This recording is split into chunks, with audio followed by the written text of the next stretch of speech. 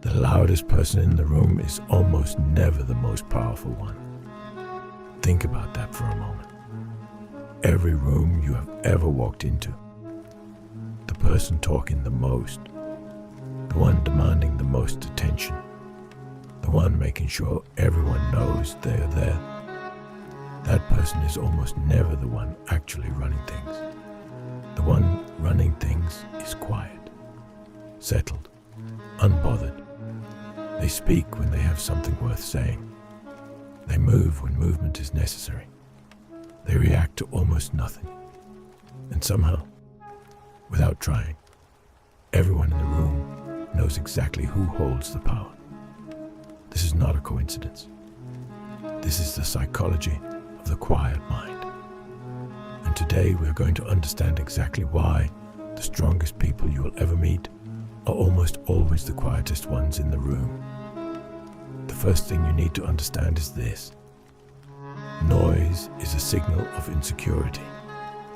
When someone needs to be loud, needs to dominate conversations, needs to share every opinion, needs to make sure their presence is felt at all times, they are communicating something they may not even be aware of. They are communicating that they need you to know they exist.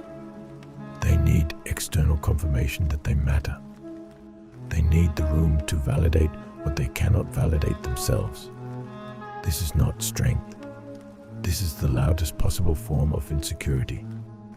Real strength does not need an audience. Real strength sits comfortably in its own silence because it does not require anyone else's acknowledgement to know its own value. The quiet person in the room has already done the work that the loud person is still performing. Now, let me show you what a quiet mind actually is. Most people misunderstand this completely. A quiet mind is not an empty mind. It is not a passive mind. It is not a mind that has given up or checked out. A quiet mind is a mind that has learned to separate signal from noise. Everywhere around us, constantly, there is noise. Other people's opinions about your choices. Social media telling you who you should be. News designed to keep you anxious and reactive. Conversations that drain more than they give. Comparisons that serve no purpose except to make you feel behind.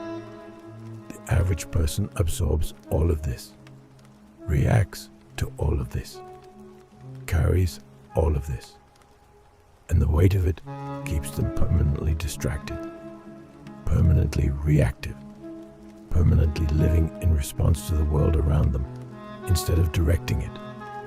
The person with a quiet mind has learned to filter, not by being cold, not by being disconnected, but by becoming so clear on what actually matters that everything which does not matter simply stops getting through. This is not something you are born with. This is something you build. Here is how the strongest people build their quiet mind. The first thing they do is eliminate unnecessary reaction. Every single day, you are presented with dozens of opportunities to react. Someone says something rude. Someone posts something designed to provoke. Someone questions your decisions. Someone tries to pull you into drama that has nothing to do with you. The average person reacts to most of these. The person building a quiet mind asks one question before reacting to anything. Will this matter in 5 years? In almost every case, the answer is no. And if the answer is no, the reaction is not worth the energy it costs. This practice alone, consistently applied over time, begins to silence enormous amounts of internal noise. The second thing they do is protect their input. Your mind is a direct reflection of what you feed it. If you consume hours of conflict, negativity, and comparison daily, your mind will be a battlefield, constantly fighting. constantly comparing, constantly unsettled. If you protect what enters your mind, the conversations you have, the content you consume, the information you allow to take up space, your mind becomes quieter almost automatically. The strongest people are ruthless about this. They do not consume news for hours. They do not engage in conversations that go nowhere. They do not follow accounts that make them feel less. They treat their mind like the most valuable real estate they own, because it is. The third thing they do is sit with discomfort instead of running from it. This is perhaps the most important one. Most people cannot be alone with their own thoughts. The moment there is silence, they reach for the phone, turn on the television, start a conversation, find something, anything, to fill the quiet. Because in the quiet, the things they have been avoiding start to surface. The fears, the insecurities, the unresolved questions. The person building a quiet mind does the opposite. They sit in the silence deliberately. They let the uncomfortable thoughts come. They examine them without judgment. They process what needs to be processed instead of carrying it as unresolved noise. This is what meditation actually is at its core. Not emptying the mind, sitting with it, understanding it, quieting it through familiarity. The fourth thing they do is think before speaking. The quiet person in the room is not quiet because they have nothing to say. They are quiet because they understand something that most people have never been taught. Every word you speak costs you something. Your words reveal your thinking, your fears, your assumptions, your level of understanding. The person who speaks carefully reveals only what they choose to reveal. They give nothing away unnecessarily. They do not fill silence with noise just because silence feels uncomfortable. And when they do speak, people listen, not because they are loud, but because their words are rare enough to be valuable.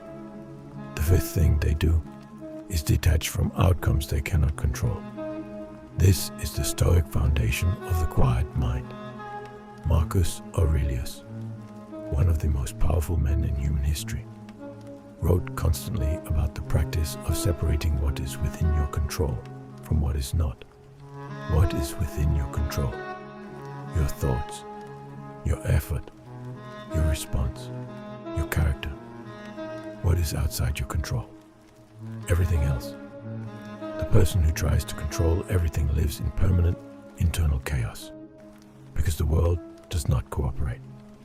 People do not cooperate.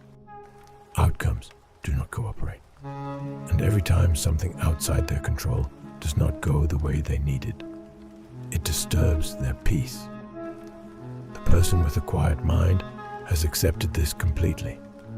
They give their full effort to what they can control, and they release, genuinely release, everything else, not with resignation, but with wisdom, because they understand that their peace is worth more than being right, worth more than winning an argument, worth more than controlling something that was never theirs to control. This is why the strongest people have the quietest minds, not because life has been easier for them, not because they have faced less. Often they have faced more, but they have learned through practice, through failure, through time, that their internal world is the only world they truly own, and they have chosen to make it a place of power, of clarity, of stillness, of absolute unshakable calm. The noise around them never stopped. They simply stopped letting it in. And that single shift from reactive to intentional, from loud to deliberate, from distracted to focused, is the difference between someone who is moved by the world and someone who moves through it. Become the quietest person in the room, not because you have nothing to say, but because you have everything within yourself that you are looking for out there. Subscribe to Lucid Dominance. New video every Tuesday and Friday. I will see you in the next one.